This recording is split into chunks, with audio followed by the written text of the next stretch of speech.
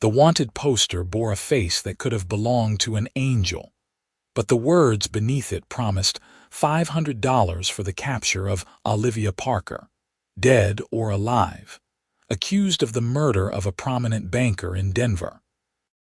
Olivia pressed herself against the rough wooden wall of the general store in Durango, Colorado, her heart hammering as two men studied an identical poster nailed to the post office across the dusty street. The July heat of 1876 bore down mercilessly, and sweat trickled down her spine beneath her plain cotton dress.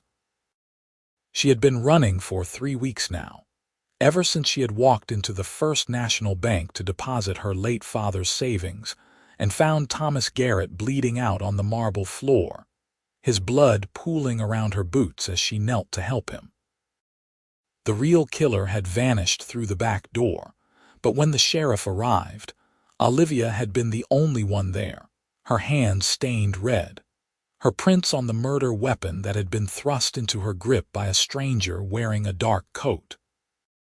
She pulled her bonnet lower and hurried toward the livery stable where she had left her mare that morning. 3 towns in 2 weeks, and each one had those cursed posters. The description was accurate enough to make her stomach turn.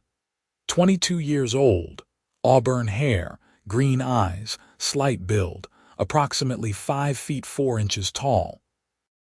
She had cut her hair shorter and taken to wearing her mother's old spectacles, but it was only a matter of time before someone recognized her. The livery was blessedly empty except for the horses and a tabby cat sleeping in a patch of sunlight. Olivia had just reached for her mare's reins when she heard boots on the packed dirt behind her. "That's a fine horse you have there, miss." She spun around, her hand instinctively moving to the small pistol hidden in her skirt pocket. The man standing in the doorway was tall and lean, with sun-darkened skin and eyes the color of a winter storm. He wore a dusty black hat, a worn leather vest over a blue cotton shirt, and a gun belt that sat low on his hips. His face was handsome in a weathered way, with a strong jaw shadowed by several days of stubble and a mouth that looked like it smiled easily, though it was serious now. "I didn't mean to startle you," he said, raising his hand slightly. "Name's Cole Warren. I'm a bounty hunter, but before you run, I need you to listen to me." Olivia's fingers closed around the pistol. "I have nothing to say to you. I know you didn't kill Thomas Garrett." His words stopped her cold. "I was in Denver when it happened. I saw a man running from that bank, and it sure as hell wasn't you." "Then why didn't you tell the sheriff?" Her voice came out harder than she intended, sharpened by weeks of fear and exhaustion. Cole stepped further into the stable, moving slowly like he was approaching a spooked horse. "I tried." Sheriff Brennan wasn't interested in hearing about it. Turns out he and the real killer have some kind of arrangement. I started asking questions, and suddenly I was encouraged to leave town. But I saw your poster the next day in Colorado Springs, and I knew they were framing you. "Why should I believe you?" Olivia kept the pistol in her pocket, but her grip remained firm. "You're a bounty hunter. There's $500 on my head. Because I've been following you for a week, and if I wanted to collect that bounty, you'd already be in chains." He removed his hat and ran a hand through dark brown hair that curled slightly at his collar. "I've been to every town you've passed through, talking to people, gathering evidence. The man I saw was named Jack Sullivan. He works for a crime syndicate out of Denver. Garrett was going to testify against them in a federal case. They needed him dead and someone to take the fall." The name meant nothing to Olivia, but the story had the ring of truth. "Even if what you're saying is real, how can you possibly clear my name? They have witnesses who saw me there. They have my fingerprints on the knife. Because Sullivan got sloppy in Colorado Springs. He killed a saloon owner 3 days after Garrett died, same method, same knife technique. I've been documenting everything, getting statements from people who saw him. But I need your help. We need to go to each town where your poster is hanging and build a case that's so solid even a corrupt sheriff can't ignore it. Then we take it to the U.S. Marshal. Olivia studied his face, searching for deception. His gray eyes held steady, and there was something in his expression that spoke of determination rather than greed. She had been alone for so long, running and hiding, unable to trust anyone. The thought of having an ally, even one as unlikely as a bounty hunter, made her chest ache with something dangerously close to hope. "Why would you do this?" she asked quietly. "You don't know me.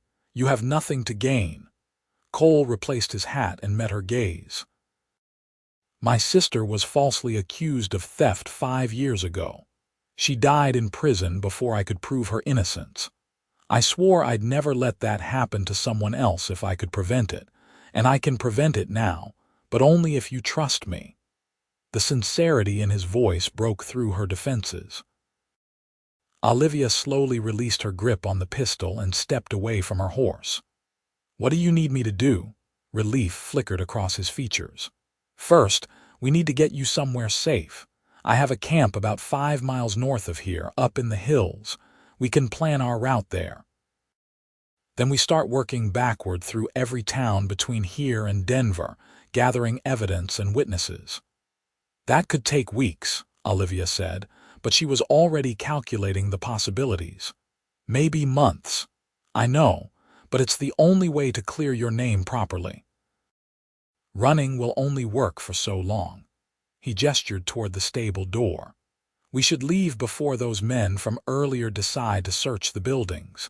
They looked mighty interested in that poster." Olivia glanced at her mare, then back at Cole. Every instinct she had developed over the past 3 weeks screamed at her to run, to trust no one. But she was tired of running, tired of looking over her shoulder, tired of the constant fear. And something in Cole Warren's storm-gray eyes made her want to believe him. "All right," she said finally. "I'll come with you, but if you're lying to me, if this is some trick to collect that bounty, I promise you'll regret it." A slight smile tugged at the corner of his mouth. "Fair enough. I'd expect nothing less from a woman who's managed to evade capture this long." He moved to one of the other stalls and began saddling a large roan gelding. "We'll take the back trails. Less chance of running into anyone." They led their horses out through the rear of the stable, where a narrow path wound up into the pine-covered hills. The afternoon sun slanted through the trees, creating patterns of light and shadow on the needle-covered ground. Olivia breathed in the scent of pine and earth, feeling some of the tension ease from her shoulders as Durango disappeared behind them. Cole rode ahead, occasionally glancing back to make sure she was keeping up. He moved with the easy confidence of someone who had spent most of his life in the saddle, and Olivia found herself studying him when he was not looking. He appeared to be in his mid-20s, probably not more than 3 or 4 years older than she was. There was a quietness about him that suggested he was comfortable with silence, and she appreciated that.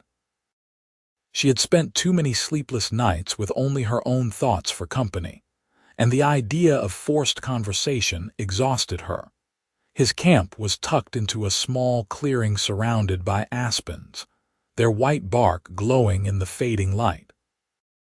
A simple canvas tent was set up near a ring of stones that held the remnants of a fire, and his supplies were neatly organized under a tarp stretched between 2 trees. It was the camp of someone who knew how to live rough and make the best of it. "It's not much," Cole said as he dismounted and began unsaddling his horse. "But it's hidden and defensible. No one's going to stumble across us up here." Olivia slid from her mare and loosened the girth on her saddle. "It's more than I've had most nights. I've been sleeping in haylofts and abandoned buildings." He glanced at her with something that might have been admiration. "That takes courage. Or desperation." She removed the saddle and carried it to where he had indicated, then grabbed a brush to tend to her horse. The familiar motions were soothing, grounding her in the present moment. "Tell me about Jack Sullivan. What do you know about him?" Cole began building up the fire as he spoke. "He's a hired killer, works for a man named Victor Harding who runs most of the illegal operations in Denver. Gambling, protection rackets, some smuggling. Garrett had evidence that could have sent Harding to prison for life. Sullivan was supposed to make it look like a robbery gone wrong, but he panicked when you walked in. Easier to frame you than to risk being seen leaving. So Harding is behind the murder, and Sheriff Brennan is protecting him." Olivia finished with her horse and came to sit on a log near the fire. "That means we're not just fighting against one corrupt lawman. We're fighting against an entire criminal organization. Which is why we need to be smart about this." Cole pulled a leather journal from his saddlebag and flipped it open. "I've been keeping detailed notes. Dates, times, witness statements, everything. In Colorado Springs, Sullivan stayed at the Pioneer Hotel. The clerk remembers him because he paid in cash and kept odd hours. The night of the saloon killing, 3 people saw a man matching his description near the scene. None of them knew about your case, so their descriptions are unbiased." Olivia leaned forward to look at the journal. His handwriting was surprisingly neat, organized into columns and categories. "You really have been building a case. It's what I do. Most bounty hunters just care about the capture, but I was a deputy before I went independent. I know how to investigate." He met her eyes across the fire. "I meant what I said earlier. I'm going to clear your name, Olivia, but I need you to be patient and trust the process." Hearing her name on his lips sent an odd flutter through her chest. She realized that no one had spoken her real name in weeks. She had been using false names in every town, becoming someone different each time. It was strange and comforting to be herself again, even if only in this hidden camp with a man she barely knew. "I'll try," she said softly. "Trust doesn't come easily anymore." "I understand." He closed the journal and set it aside. "You should get some rest. I'll take first watch tonight." "Watch for what?" Olivia asked, though she suspected she knew the answer. "Anyone who might have followed us. I'm careful, but it pays to be cautious." He pulled a tin of coffee from his supplies and began preparing it. "There's bedding in the tent. It's clean." Olivia hesitated. "Where will you sleep?" "Out here. I've slept under the stars more times than I can count." He smiled at her, and it transformed his face, softening the hard edges and revealing warmth beneath. "Don't worry about me. I'm used to it." She wanted to argue, to insist that they could take turns with the tent, but exhaustion was pulling at her bones. It had been so long since she had felt even remotely safe, and the combination of the hidden camp, the fire, and Cole's steady presence was making her realize just how tired she truly was. "Thank you," she said, rising from the log. "For all of this. For believing me." "You don't have to thank me," Cole replied. "Just get some rest. We have a long road ahead of us." Olivia retreated to the tent and found that he had been telling the truth about the bedding. A thick wool blanket was spread over a canvas ground cloth, with a rolled-up coat serving as a pillow. She removed her boots and lay down fully clothed, staring up at the canvas ceiling.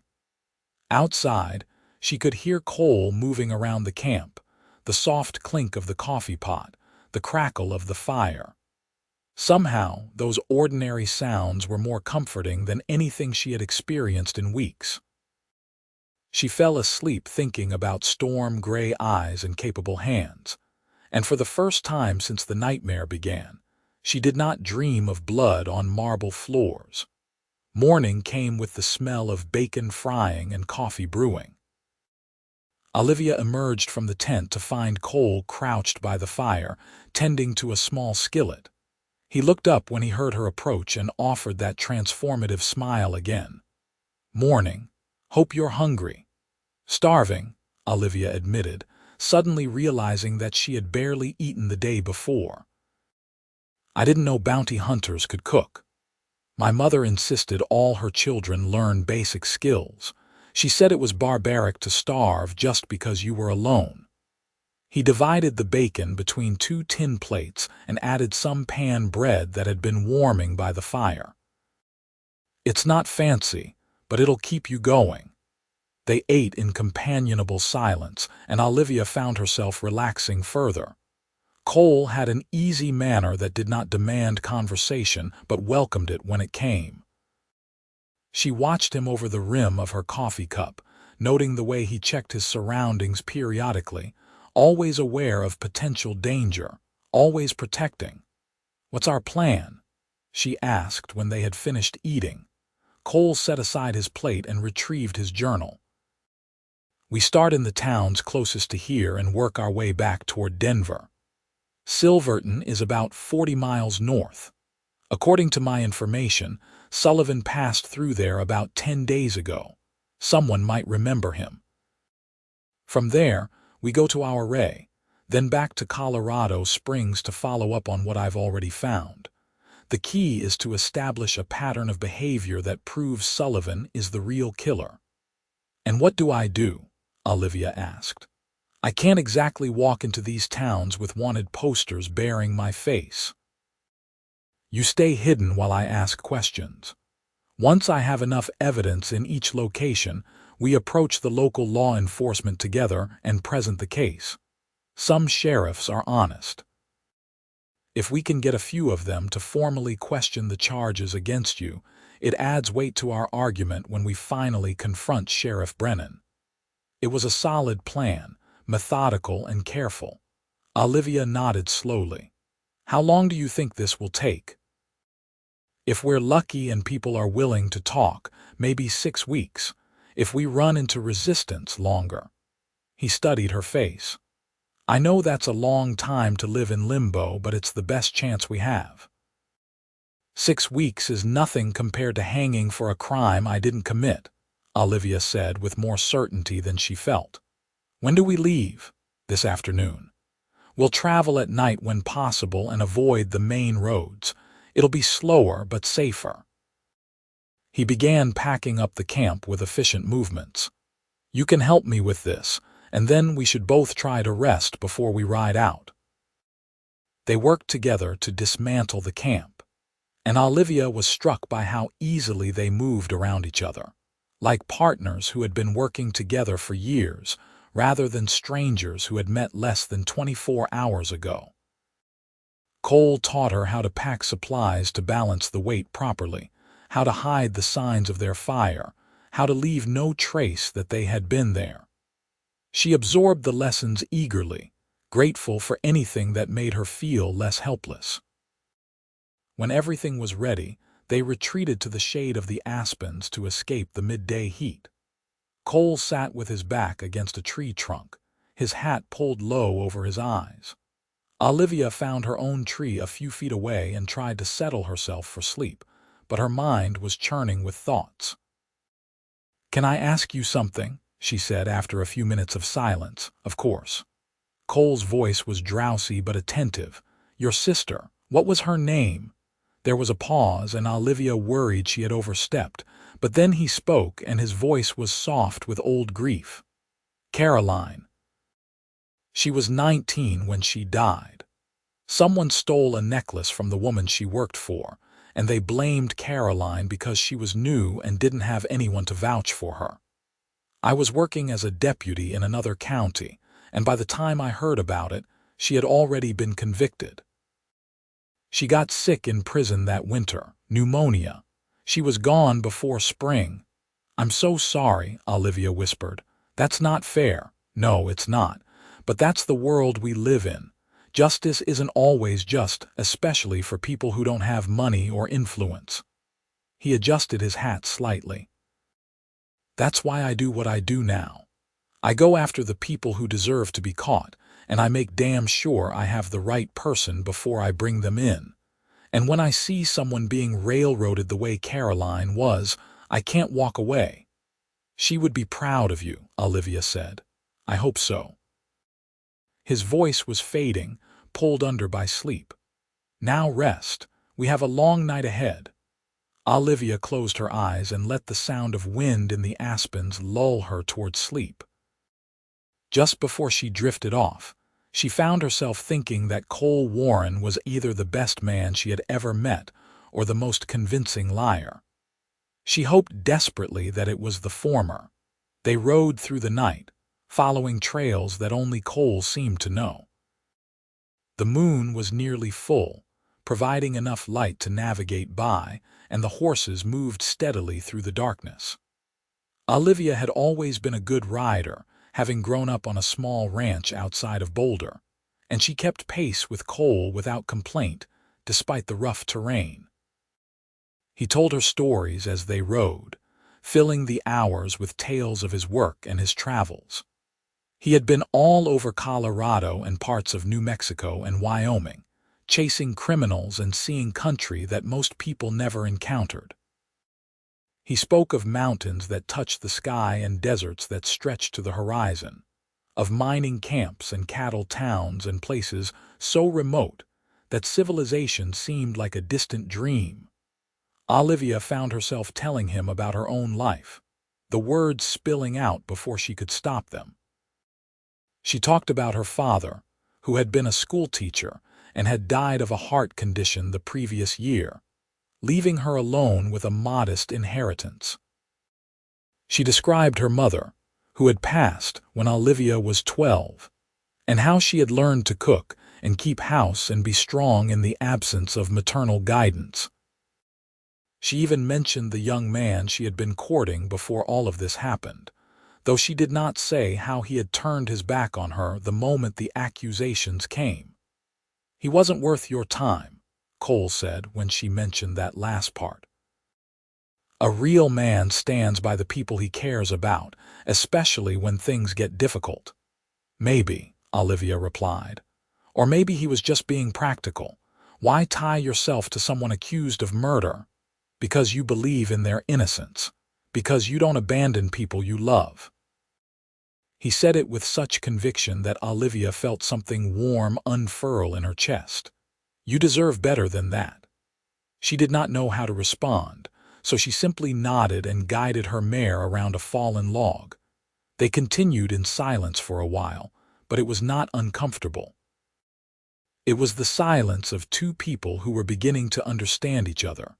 Dawn was breaking when they finally stopped to make camp in a narrow canyon with high rock walls. Cole found a spot where an overhang provided shelter, and a small spring offered fresh water. They tended to the horses first, then set about making the area habitable. We'll stay here during the day and reach Silverton tomorrow night, Cole explained as he laid out his bedroll. I'll head into town at first light the following morning while you stay hidden. It shouldn't take more than a few hours to ask around about Sullivan. What if someone recognizes you? Olivia asked. If Sheriff Brennan is as corrupt as you say, he might have warned people to watch for anyone asking questions. I'll be careful. I've been doing this long enough to know how to blend in. He glanced at her, his expression serious. But if something goes wrong, if I don't come back by noon, you need to take your horse and head west. There's a town called Ridgway about 30 miles from here. Look for a woman named Martha Collins. She runs a boarding house and she's helped me before. Tell her I sent you. The thought of Cole not coming back sent a spike of fear through Olivia that surprised her with its intensity. Nothing's going to go wrong, she said firmly. You're too careful for that. I hope you're right. He stretched out on his bedroll and folded his arms behind his head, but it's good to have a contingency plan. Olivia made her own bed and lay down, but sleep was elusive. She kept thinking about all the ways Cole's visit to Silverton could go wrong, and by the time exhaustion finally claimed her, the sun was well above the canyon walls. She woke in the late afternoon to find Cole sitting near the spring, cleaning his pistol. He worked with practiced efficiency, his hands steady and sure, When he noticed her watching, he offered a slight smile. "Sleep well." "Well enough." Olivia sat up and pushed her hair out of her face. "What time do we leave?" "After dark." "I want to scout the approach to Silverton first. Make sure there's a good place for you to wait." He reassembled the pistol and holstered it. "Are you any good with that gun you carry?" Olivia pulled the small pistol from her pocket. It was a Remington Derringer, 2 shots, reliable at close range but not much else. "My father taught me to shoot. I'm decent at short distances." "That's better than nothing." Cole rose and came to sit beside her. "Can I see it?" She handed him the weapon, and he examined it carefully. "It's well maintained." "Good. But if you ever need to use it, remember that it's only effective within 10 feet. Don't waste your shots trying to hit something far away. And if you're in a situation where you need to shoot, don't hesitate. The person who hesitates is usually the person who dies." "That's a grim lesson," Olivia said. "It's a necessary one. I don't want to scare you, but the reality is that we're dealing with dangerous people. If Sullivan or any of Harding's men find us, they won't hesitate to kill us both." He handed the pistol back to her. "I'll do everything I can to keep you safe, but you need to be prepared to defend yourself if it comes to that." Olivia closed her fingers around the Derringer and met his eyes. "I understand, and thank you for being honest with me." "I won't lie to you, Olivia. Not about the dangers, not about anything." His gaze held hers, intense and sincere. "You have my word on that." She believed him, and that belief was becoming the foundation upon which she was building a fragile new hope. Cole Warren was not like anyone she had ever met, and she was beginning to realize that her growing trust in him was only part of what she was feeling. There was something else, something warm and frightening and entirely unexpected, blooming in the space between them. They left the canyon as the stars began to appear, riding north through country that grew increasingly rugged. The mountains rose around them like sentinels, their peaks still touched with snow despite the summer heat in the valleys below.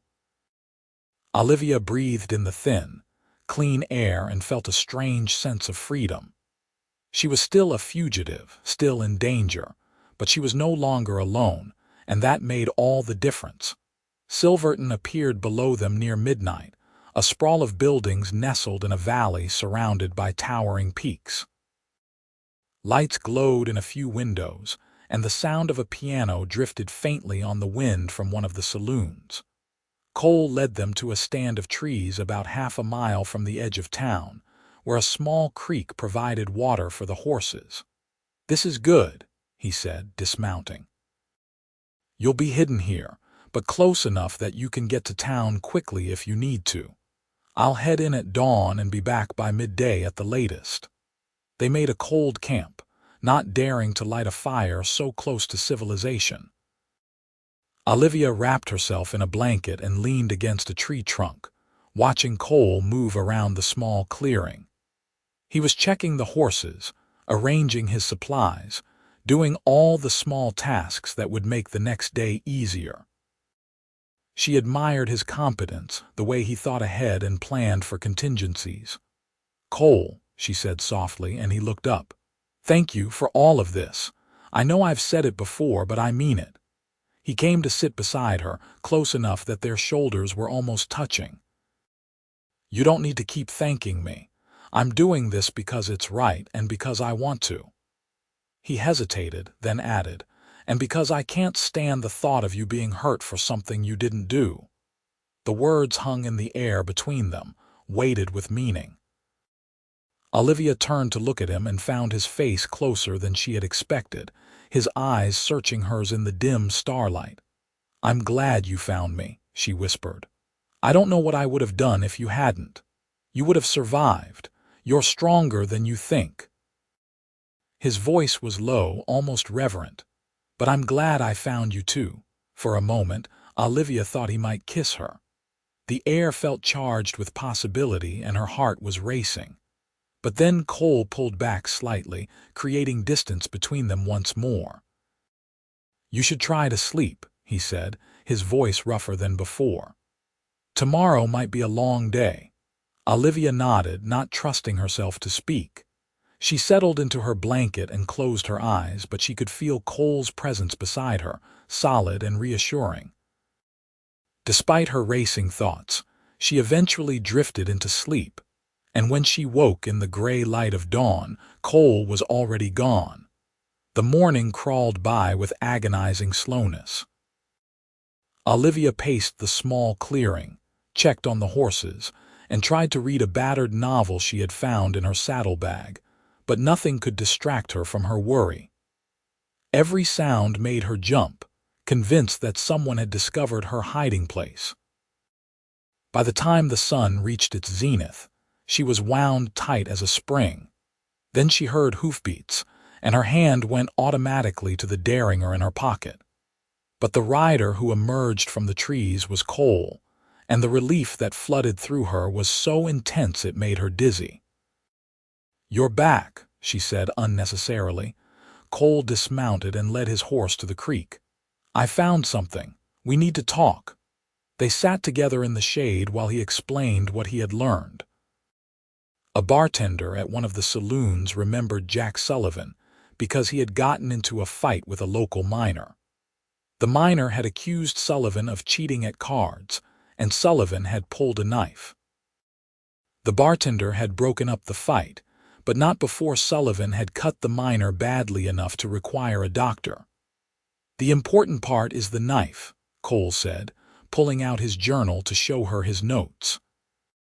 The bartender described it as a thin blade, about 6 inches long, with a bone handle carved to look like a snake.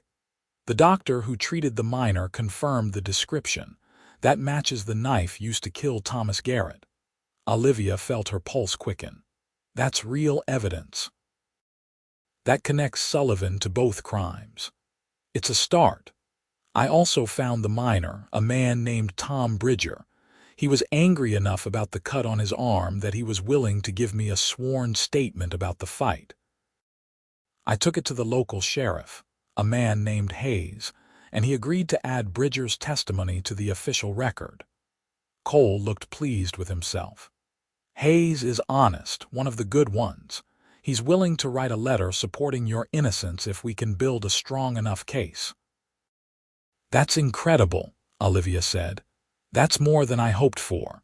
It's a good start, but we need more. One incident isn't enough to overturn a murder conviction. We need to establish a clear pattern." He closed the journal and stood. "We'll rest here for a few hours, then move on to our array." That's where Sullivan went after Silverton, according to Bridger. They spent the afternoon in the clearing, talking about their lives and their hopes for the future.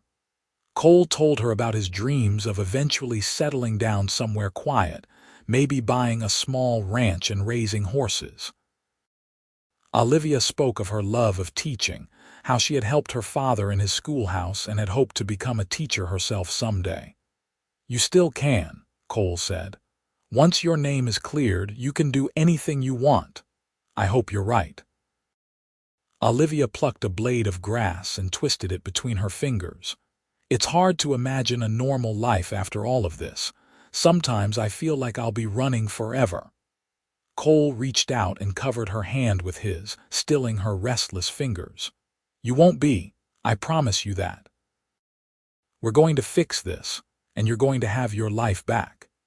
His hand was warm and calloused, and Olivia found herself turning her palm up to lace her fingers through his. It was a simple gesture, but it felt monumental, like crossing a threshold she had not known existed. Cole's eyes darkened and he squeezed her hand gently. "Olivia." "I know," she said softly. "We shouldn't. This isn't the right time."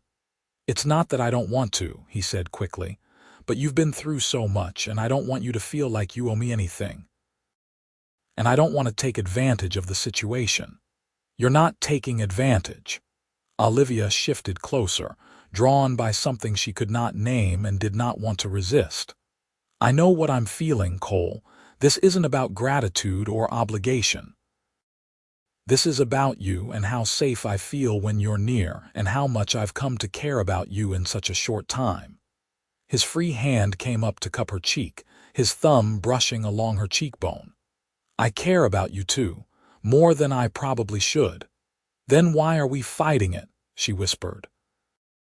Cole's answer was to lean in and kiss her, gentle and questioning at first, then deeper as she responded. Olivia wrapped her arms around his neck and let herself fall into the moment, into the warmth and strength of him, into the surprising tenderness of his touch. The world narrowed to just the two of them, and for a few precious minutes, there was no danger, no running, no fear. There was only Cole and the way he made her feel alive and seen and cherished. When they finally broke apart, both breathing hard, Cole rested his forehead against hers. "That was probably reckless," he said, but he was smiling. "Probably," Olivia agreed, smiling back, "but I don't regret it, neither do I." He pulled her closer, and she settled against his chest, listening to the steady beat of his heart. They stayed that way for a long time, holding each other in the dappled sunlight, and Olivia felt something inside her shift and settle. Whatever happened next, whatever dangers they faced, she would not face them alone. She had Cole, and that was enough. They rode to Ouray that night, arriving in the early morning hours. The town was larger than Silverton, built around the hot springs that gave the area its name. Cole found another hidden camp spot in the hills above town, and Olivia waited anxiously while he went to gather information. He returned 6 hours later with more good news. Jack Sullivan had stayed in Ouray for 3 days, and during that time, he had been seen arguing with a woman outside a hotel. The argument had turned physical, and several witnesses had intervened. The woman had reported the incident to the local law, and there was an official complaint on file describing Sullivan and his behavior. "The sheriff here is named Morrison, and he's willing to help," Cole explained as they sat together going over his notes. He remembers the incident because Sullivan threatened to kill him when he tried to question him about the assault. Morrison was about to arrest him when Sullivan disappeared. He's been looking for him ever since. "So now we have 2 sheriffs willing to support our case," Olivia said, feeling hope build in her chest. "That's good, isn't it? It's very good." Morrison also agreed to send a telegram to Sheriff Hayes in Silverton and to the U.S. Marshal's office in Denver, outlining what he knows about Sullivan. "The more official documentation we have, the harder it will be for Brennan to ignore the evidence." Cole looked tired but satisfied. "We're making real progress, Olivia. This is working." She wanted to kiss him again to celebrate this small victory, but they were too exposed in daylight. Instead, she reached for his hand and squeezed it. "Thank you for doing this, for fighting for me." "Always," Cole said simply, and the word felt like a vow. They spent 2 more days near Ouray, while Cole followed up on additional leads. He found a storekeeper who had sold supplies to Sullivan and remembered him because he had paid with newly minted coins that looked like they came from a bank robbery. He tracked down the woman Sullivan had assaulted, and she agreed to give a statement describing his violent tendencies and the snake-handled knife he carried. Each piece of evidence added weight to their case, and Olivia began to believe that clearing her name might actually be possible. On their 3rd night near Ouray, they made camp by a mountain lake that reflected the stars like scattered diamonds. The air was cool and clean, and the silence was broken only by the occasional call of a night bird. Olivia sat by the fire while Cole prepared a simple meal of beans and cornbread, watching the way the firelight played across his features. "What are you thinking about?" he asked, noticing her gaze. "You," she said honestly, "and how much my life has changed in the past 2 weeks. A month ago, I didn't know you existed. Now I can't imagine facing any of this without you." Cole set aside the food and came to sit beside her. I feel the same way. I've spent years keeping people at a distance, telling myself it was easier to work alone. But then I met you and everything changed. Changed how? Olivia asked, though she thought she knew the answer. I want things I stopped letting myself want a long time ago. A home, a future, someone to share it with. He took her hand, his expression serious. I know this is fast, and I know we're in the middle of something dangerous, but I need you to know that what I feel for you is real. It's not just about the circumstances or the time we've spent together. It's you, Olivia. It's who you are. Tears stung Olivia's eyes. No one had ever spoken to her like that, with such raw honesty and vulnerability. I feel the same way, she whispered. You're everything I didn't know I was looking for.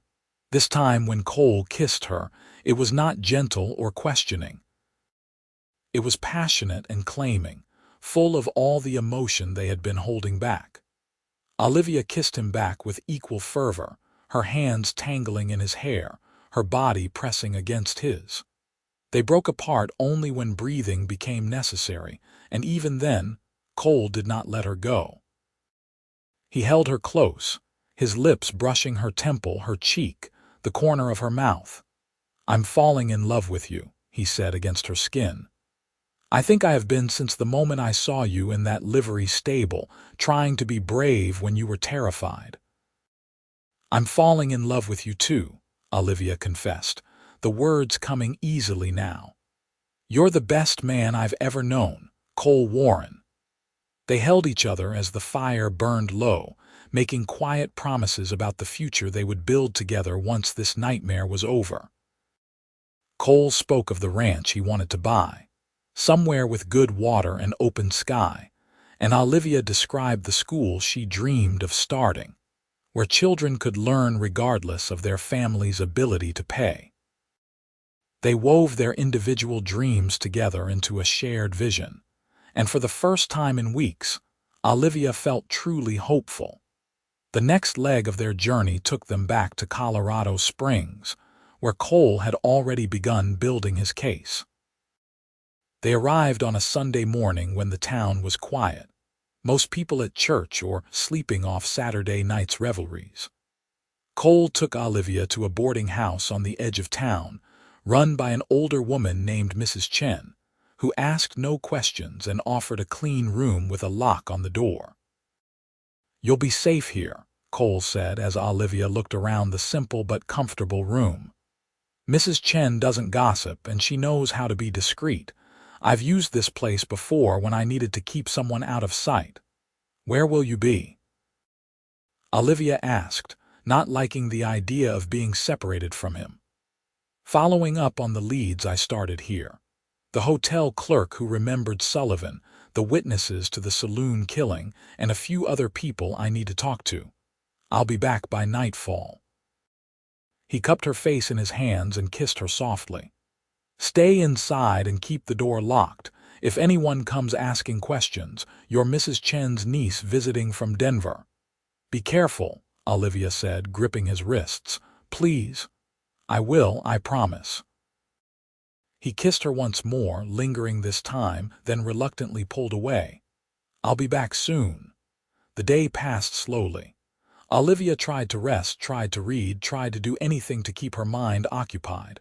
Mrs.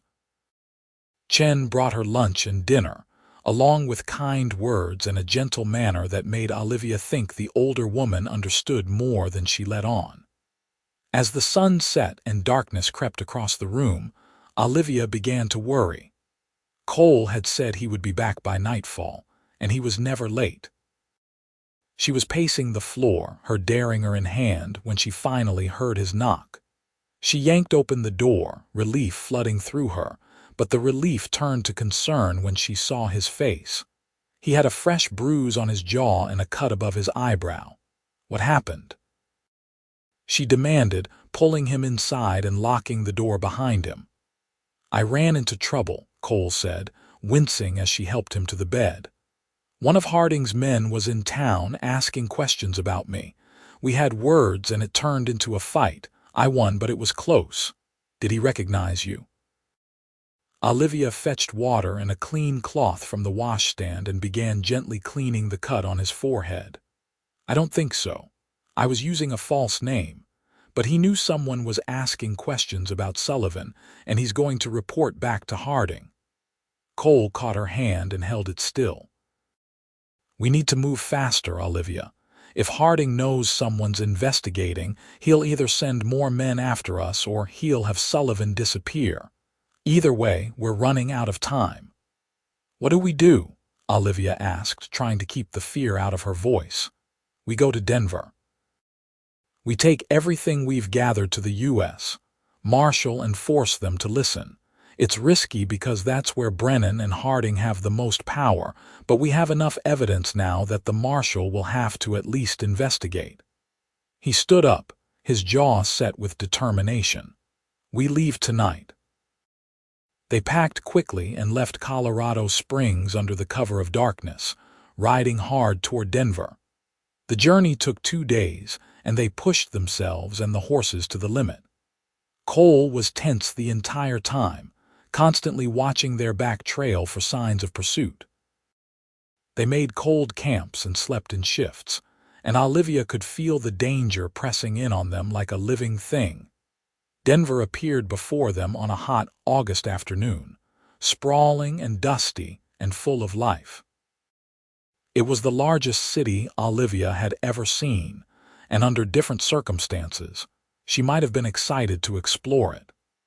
Instead, it represented everything she had been running from, and walking back into it felt like walking into the lion's den. Cole took them to a small hotel in a quieter part of town, far from the center where Harding's influence was strongest. He paid for a room with money from his dwindling funds and made Olivia promise not to leave it for any reason. "I'm going to the marshal's office now," he said, checking his pistol one final time. "I have an appointment with Deputy Marshal Carson, and I'm going to lay out everything we've found. If I'm not back by midnight, you need to leave Denver. Take my horse and yours and ride west. Don't stop until you reach Aspen. There's a judge there named Williams who's incorruptible. He'll help you." "Cole, you're scaring me," Olivia said, gripping his arm. "What if something goes wrong, then you run, and you don't look back?" He pulled her into his arms and held her tightly. "But nothing's going to go wrong. I've been careful, and I have the evidence to back up everything I'm saying. Carson is a good man. He'll listen." "I love you," Olivia said fiercely. "Come back to me." "I love you too, more than anything." Cole kissed her deeply, pouring everything he felt into it, then forced himself to pull away. "Lock the door behind me." Olivia did as he asked, then moved to the window to watch him walk down the street. He looked confident and capable, his long stride eating up the distance, but she could not shake the feeling that something terrible was about to happen. Hours passed. The sun set, and the streets outside grew quieter as businesses closed and people went home. Olivia lit the lamp and tried to distract herself, but every sound made her jump. When the clock on the mantel chimed 11, she began to seriously worry. At 11:30, she put on her boots and checked the derringer, preparing to leave if Cole did not return. At 5 minutes to midnight, she heard footsteps in the hallway, but they were too heavy to be Cole's, and there were multiple sets. Olivia backed away from the door, her heart in her throat, her hand on the derringer. Someone knocked, hard and authoritative. "Open up. U.S. Marshal's office." Olivia hesitated. It could be genuine or it could be a trap. "I need to see identification," she called through the door. "Miss Parker, my name is Deputy Marshal Carson. Cole Warren sent me to get you. He's in trouble and we need to move now." Fear spiked through her. "What kind of trouble?" "Sheriff Brennan found out he was at the marshal's office. He's trying to have Cole arrested for interfering with a lawful investigation. I got Cole out the back way, but Brennan has men searching the city. We need to get you both out of Denver tonight." Carson's voice was urgent but steady. "Please, miss, we don't have much time." Olivia made a decision and unlocked the door. The man standing in the hallway was in his 40s with a weathered face and a badge pinned to his vest. He had kind eyes and an honest face, and she chose to trust her instincts. "Where is he?" she asked. "Follow me.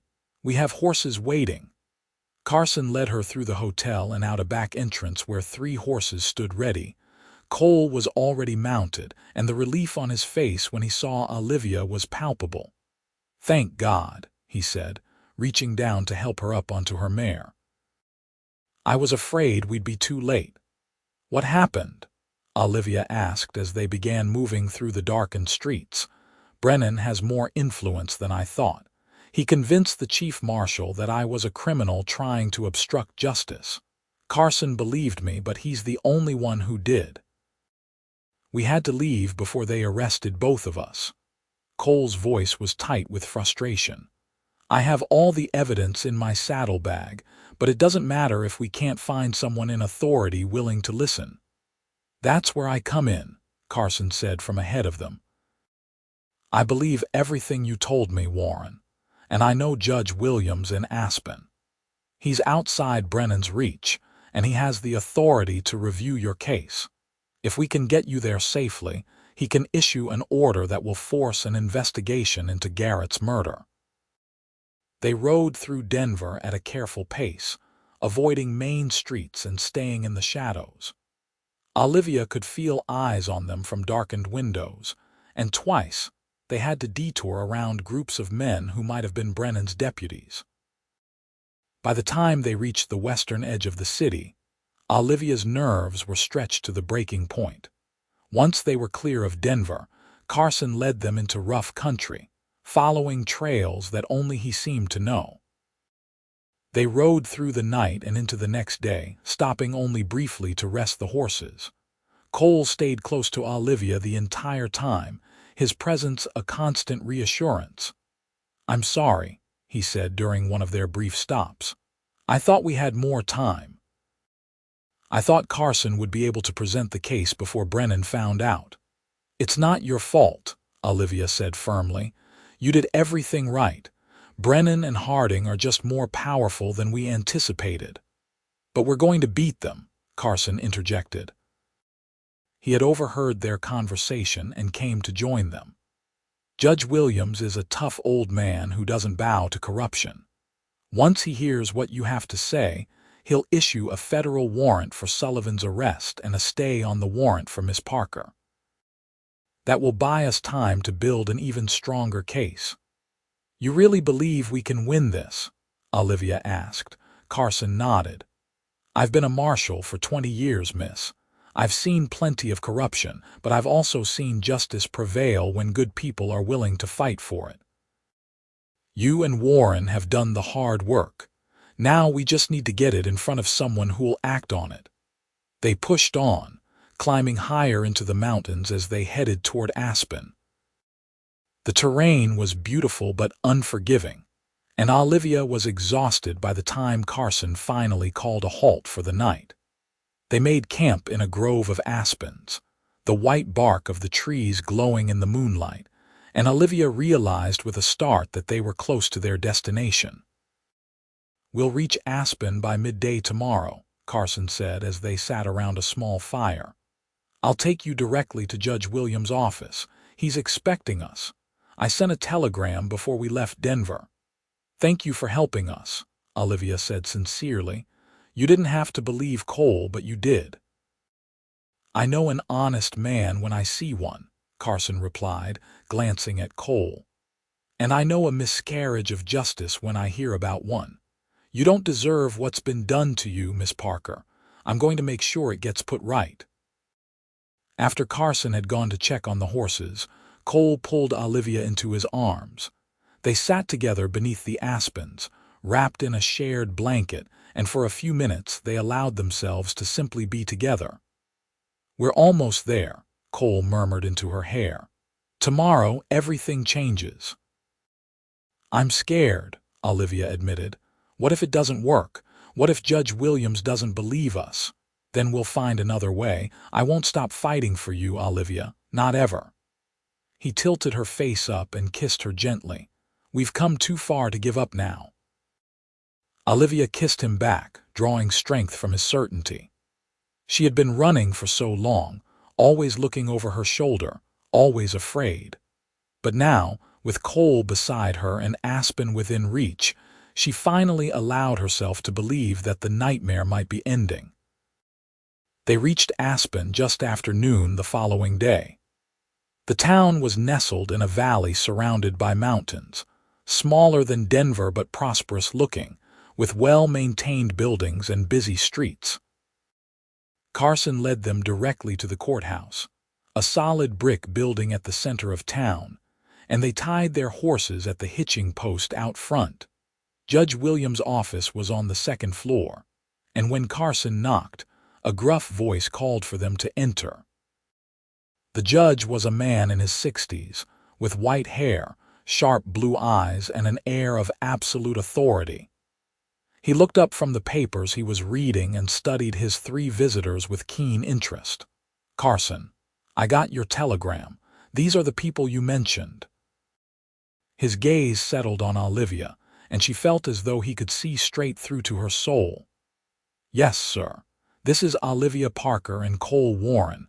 I believe they have evidence that will prove Miss Parker's innocence in the murder of Thomas Garrett. Sit down, all of you." Williams gestured to the chairs in front of his desk. "I've been following the Garrett case. Bad business all around. Tell me everything and don't leave anything out." Cole and Carson took turns explaining what they had found, presenting each piece of evidence methodically. Cole laid out his journal, showing Williams the detailed notes and witness statements. Carson added his own observations about Sheriff Brennan's attempts to obstruct justice and his suspicions about Victor Harding's involvement. Olivia sat quietly, letting them tell the story, but when Williams turned to her and asked for her account of the day Thomas Garrett died, she spoke clearly and honestly. She described walking into the bank, finding Garrett dying, and being forced to hold the knife by a man in a dark coat who had then disappeared. She told him about the terror of being arrested, the futility of trying to defend herself, and the desperation that had driven her to run. Williams listened to everything without interruption, his expression unreadable. When they were finished, he sat back in his chair and steepled his fingers, thinking. "This is substantial evidence," he said finally. "More than substantial, actually. It's clear that Jack Sullivan is the real killer, and it's equally clear that there's a conspiracy to protect him. The question is what to do about it. I need you to issue a stay on the warrant for Miss Parker's arrest," Carson said, "and a federal warrant for Sullivan. That will force a proper investigation."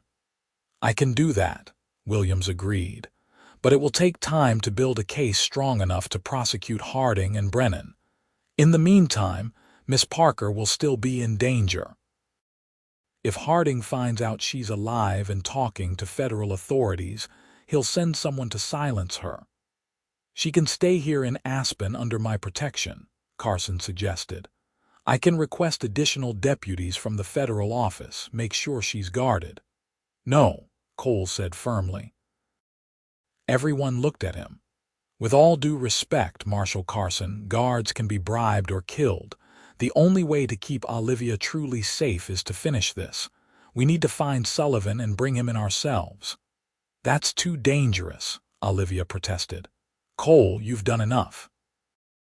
Let the marshals handle it now." "Sullivan isn't going to let himself be found by the marshals. He'll go to ground, maybe leave Colorado entirely. But if I go after him, if I use my reputation as a bounty hunter, I can get close to him.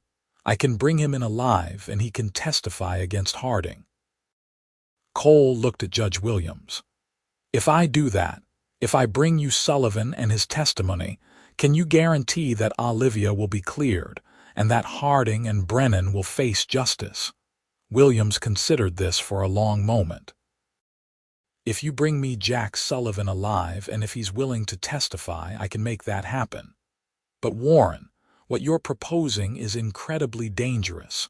You'll be going up against a professional killer. I know, but I'm good at what I do and I have the best motivation in the world." Cole reached over and took Olivia's hand. "I won't lose her to this, not when we're so close." "Cole, please," Olivia said, her eyes filling with tears. "Don't do this. I can't lose you. You won't lose me, I promise." He brought her hand to his lips and kissed her knuckles. "Trust me, Olivia. This is the only way." Carson cleared his throat. "If you're determined to do this, I'll help. I can put out word that there's a bounty hunter looking for Sullivan, make it seem like you're just after the reward money. That might make him careless." Williams nodded slowly. "All right. I'll issue the stay on Miss Parker's warrant today. That will give you legal cover while you work. But Warren, if you're going to do this, you need to do it quickly. Every day that passes gives Harding more time to consolidate his position." "I understand. I'll leave tomorrow morning." Cole turned to Olivia. "You'll stay here with Carson. He'll keep you safe." "I don't want you to go," Olivia whispered, but she knew arguing was futile. Cole had made up his mind, and she understood why. This was the only way to truly end the threat, to ensure that she could live without fear. Judge Williams drew up the necessary papers, and by late afternoon, Olivia Parker was officially no longer a wanted fugitive. The relief should have been immense, but it was tempered by the knowledge that Cole was about to put himself in mortal danger. Carson found them a room at a respectable hotel, and that night, Olivia and Cole clung to each other, memorizing the feel and taste and sound of one another. They made love slowly and tenderly, whispering promises and declarations, building memories to sustain them through the separation ahead. "I'll come back to you," Cole said as they lay tangled together in the darkness. "Nothing on this earth could keep me away." "You better," Olivia said, trying to keep her voice light. "Because I have plans for us, Cole Warren, and they don't involve being a widow before I'm even a wife." He laughed softly and pulled her closer. "Is that a proposal, Miss Parker? Maybe. Would you say yes if it was?" Without hesitation. He kissed her forehead, her cheek, her lips. "When this is over, when Sullivan is in custody and Harding is behind bars, I'm going to marry you properly. With a church and a preacher and witnesses. And then I'm going to spend the rest of my life making you happy." "I'll hold you to that," Olivia murmured, feeling tears slip down her cheeks. They fell asleep wrapped around each other, and when Olivia woke just before dawn, Cole was already dressed and gathering his things. She sat up, pulling the sheet around herself, and watched him prepare. "Be safe," she said, her voice rough with unshed tears. "Please, Cole. Be careful and come back to me." He came to the bed and knelt beside her, taking her face in his hands. "I love you, Olivia Parker. You're the best thing that's ever happened to me, and I'm not going to lose you.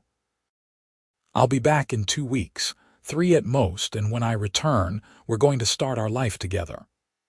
"I love you too," Olivia said, and then she kissed him one last time before he stood and walked out of her life. The next 2 weeks were the longest of Olivia's life. Carson was kind and attentive, making sure she was comfortable and safe, but nothing could ease the constant anxiety that gnawed at her. She spent her days helping out at a local school, finding comfort in the routine of teaching children, and her nights staring out the window toward the mountains, praying for Cole's safe return. Judge Williams kept her informed of developments in the case. Warrants had been issued for Jack Sullivan's arrest, and several deputies had been dispatched to search for him. But there was no word from Cole, and the silence was terrifying. On the 15th day after Cole's departure, Olivia was helping a student with arithmetic when Carson appeared in the doorway of the schoolhouse. His expression was grave, and Olivia felt her heart stop. "Is he?" She could not finish the question. "He's alive," Carson said quickly. "But he's been hurt. Doc Pritchard is with him now at the hotel." Olivia did not remember running to the hotel. She burst into the room where Cole was being treated to find him lying on the bed, his shirt off, a bandage wrapped around his torso. His face was pale, but his eyes were open, and when he saw her, he tried to smile. "I told you I'd come back," he said weakly. Olivia rushed to his side, careful not to jar him. "What happened? Where are you hurt?" "Sullivan put up a fight," Cole said, wincing as the doctor tightened the bandage. "He stabbed me before I could subdue him. But I got him, Olivia. He's in Carson's custody, and he's agreed to testify against Harding in exchange for a reduced sentence." "You could have been killed," Olivia said, tears streaming down her face. "You almost died." "But I didn't." Cole reached up to wipe her tears away. "I'm here and it's over. You're free, Olivia, truly free." The doctor finished his work and packed up his bag. "The wound is deep but clean. No vital organs were damaged. He'll need to rest for a few weeks, but he should make a full recovery." He nodded to Olivia. "Make sure he stays in bed and doesn't do anything strenuous." After the doctor left, Olivia sat on the edge of the bed and took Cole's hand. "You scared me," she said softly. "I thought I'd lost you." "You'll never lose me," Cole promised. "I'm yours for as long as you'll have me." "Forever, then." Olivia leaned down and kissed him gently. "You're stuck with me now, Cole Warren." "Best news I've had all day," he murmured, his eyes already drifting shut from exhaustion. Olivia stayed by his side as he slept, holding his hand and thanking whatever powers existed that he had survived. The nightmare was truly over. Jack Sullivan was in custody, and according to Carson, who came by later that evening, he was singing like a canary. He had implicated not only Victor Harding, but also Sheriff Brennan and several other officials in Denver. Federal authorities were making arrests, and Judge Williams was confident that everyone involved would face justice. Cole recovered slowly over the following weeks, and Olivia rarely left his side. She read to him, brought him meals, and kept him company through the long days of healing. As his strength returned, they made plans for their future. "I found a piece of land for sale," Cole said one afternoon as they sat together on the porch of the hotel. "About 10 miles south of here. 20 acres with a creek running through it and good grazing land. The owner is willing to sell for a fair price." "That sounds perfect," Olivia said, leaning against his shoulder. "We could build a house and start that horse ranch you talked about. And you could start your school. There are enough families in the area to need one, and the nearest school is 15 miles away." He kissed the top of her head.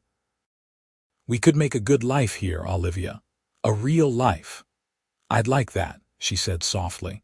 "I'd like that very much."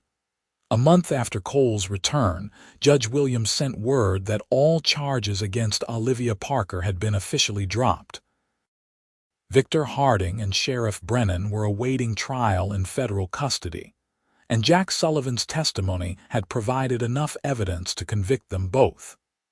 The judge also sent a letter of commendation for Cole, praising his investigative work and his dedication to justice. On a crisp October morning, Olivia Parker and Cole Warren stood before a minister in the small church in Aspen and exchanged vows. Deputy Marshal Carson served as Cole's best man, and Mrs. Chen, who had traveled from Colorado Springs for the occasion, stood up with Olivia. It was a simple ceremony, but it was filled with love and promise, and when the minister pronounced them husband and wife, Olivia felt as though her heart might burst with happiness. They honeymooned at a small cabin in the mountains, spending a week alone together, learning each other in new ways and dreaming about the future. When they returned to Aspen, they immediately began work on their land, hiring builders to construct a modest house and starting the process of building their ranch.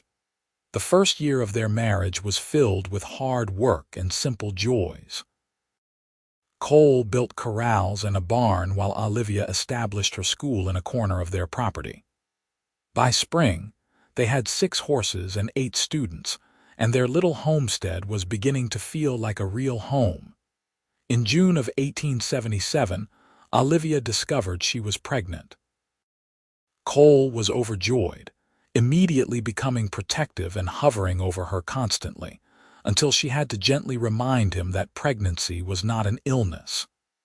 Their son was born in February of 1878, a healthy boy with his father's gray eyes and his mother's auburn hair. They named him Thomas, after the man whose death had brought them together, and Theodore for his middle name, which meant gift from God. Thomas was followed 3 years later by a daughter they named Caroline, after Cole's sister, and then another son 2 years after that, whom they named Samuel.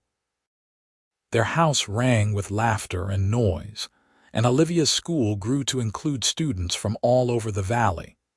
Cole established a reputation as a fair horse trader and a skilled trainer. He never went back to bounty hunting, content to build something lasting and meaningful with his own hands. On quiet evenings, he and Olivia would sit on their porch and watch their children play in the yard, and he would take her hand and tell her how grateful he was that fate had brought her into his life. Years passed peacefully. Victor Harding and Sheriff Brennan were both convicted and sentenced to lengthy prison terms. Jack Sullivan served a reduced sentence and was released after 8 years, but he left Colorado and was never heard from again. Deputy Marshal Carson became a regular visitor to the Warren Ranch, eventually retiring and building a small cabin on an adjacent piece of land. Olivia's school became one of the best in the region, and she taught there for 30 years, educating hundreds of children. Cole's horse ranch prospered, and he became known throughout Colorado for breeding strong, intelligent animals that could handle the mountain terrain. On their 25th wedding anniversary, their children, now grown with families of their own, threw them a celebration. Thomas had become a lawyer, Caroline was a teacher like her mother, and Samuel had taken over the day-to-day operations of the ranch. The house was filled with grandchildren and laughter, and as Olivia looked around at the life they had built, she felt overwhelmed with gratitude. That night, after everyone had gone home, Cole took Olivia's hand and led her outside. They walked to the spot where they had first broken ground on their house, and he pulled her into his arms. "You remember the day we met?" he asked, his voice still strong despite the silver in his hair. "Every detail," Olivia said, smiling up at him. "You were standing in the doorway of that livery stable, and I thought you were going to turn me in for the reward. I knew the moment I saw you that you were innocent, and I think I knew even then that you were going to change my life." He kissed her softly. "Thank you for trusting me. Thank you for loving me. Thank you for giving me this beautiful life. Thank you for clearing my name in every town," Olivia said, her eyes shining with tears of joy. "Thank you for fighting for me when no one else would. Thank you for being the best husband and father I could have ever imagined." They stood together under the Colorado stars, holding each other close. Two people who had found love in the most unlikely circumstances and had built something extraordinary from it. The wanted posters were long gone, replaced by diplomas and family portraits, and the everyday documents of a life well lived. Olivia had been accused of a crime she did not commit, hunted and frightened and alone. But Cole had believed in her, had fought for her, had loved her through the darkness and into the light. And now, surrounded by the evidence of their love, their children and grandchildren, their home and their land, she knew that every moment of fear had been worth it to find this man, this life, this perfect happiness. As they walked back to their house hand in hand, Olivia looked up at the mountains that had sheltered them all those years ago and silently thanked whatever force had brought a bounty hunter and a falsely accused woman together in a dusty Colorado town. Their story had started with danger and fear, but it had become a testament to the power of truth, the strength of love, and the belief that one person willing to fight for justice could change everything. The lights of their home glowed warm in the darkness, welcoming them back, and Olivia knew with absolute certainty that she had finally found where she belonged.